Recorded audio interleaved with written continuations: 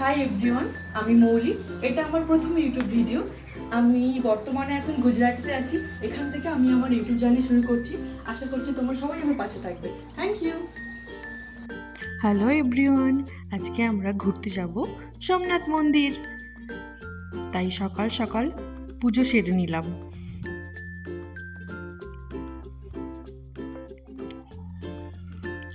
নিচে আমাদের গাড়ি এসে গেছে। চলো এবার তাহলে বেরিয়ে পড়া যাক।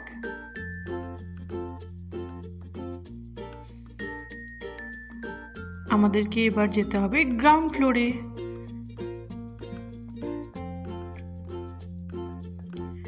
একটু নিজেকে আয়নার মধ্যে দেখে নিলাম, আর বরকেও একটু দেখিয়ে নিলাম।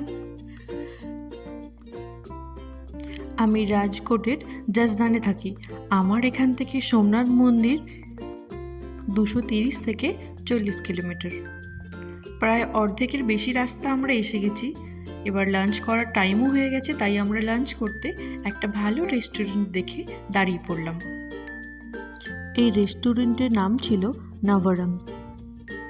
আমরা এখানে অর্ডার করেছিলাম গুজরাটি কাঠিয়াওয়াড়ি থালি, পিওর ভেজ। এখানের খাবার ছিল ভীষণ ভালো আর খুব হাইজেনিক ছিল রেস্টুরেন্টটা।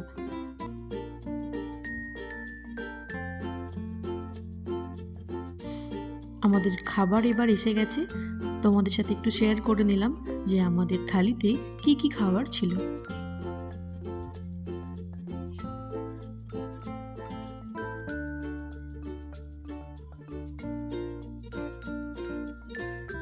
আমরা এখন চলে এসেছি সোমনাথ মন্দিরের পার্কিংয়ে। এবার আমরা মন্দিরের দিকে হাঁটা লাগাবো। শীতের সময় হলেও ঠান্ডা কিন্তু এখন একদমই নেই। ভীষণ গরম, মনেই হচ্ছে না এটা শীতকাল। মন্দিরের আশেপাশে অনেক রকমের দোকান আছে। এখানে পুজোর জিনিসপত্র থেকে শুরু করে খাওয়ার দোকান, জামা কাপড় সবই পাওয়া যায়। এখানে অনেক ফটোগ্রাফার ছিল যারা আমাদের বলছিল ছবি তোলার কথা। আমরা একটা ছবিও তুলেছিলাম।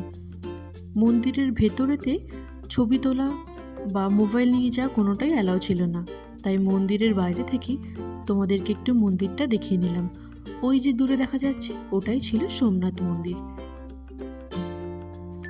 মন্দির থেকে বেরিয়ে এবার আমরা সমুদ্রের দিকে হাঁটা লাগাচ্ছি। মন্দিরের একদম পাশেই ছিল সমুদ্র, কিন্তু মন্দির থেকে বেরিয়ে বাইরের দিক থেকে যেতে হতো সমুদ্রে, তাই আমরা সমুদ্রের দিকে যাচ্ছি। যেতে যেতে দোকানগুলো দেখে নিচ্ছিলাম কি কি পাওয়া যায়, ফিরে তো কিনতে হবে এগুলো।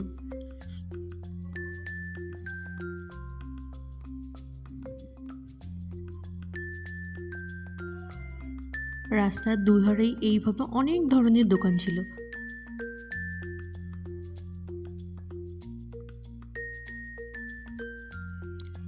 বিচ সাইডে ঢোকার জন্য এখানে এন্ট্রি ফিস ছিল।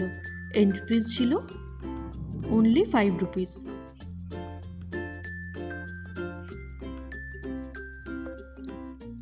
আমরা বিচ সাইডে ঢুকে গেছি।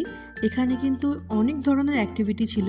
সাইকেলিং করা, উটের পিঠে চড়া, ঘোড়ার পিঠে চড়া, আরও অনেক ধরনের অ্যাক্টিভিটি এখানে ছিল। কিন্তু আমাদের হাতে সময় কম থাকার জন্য আমরা কিছুই করে উঠতে পারিনি।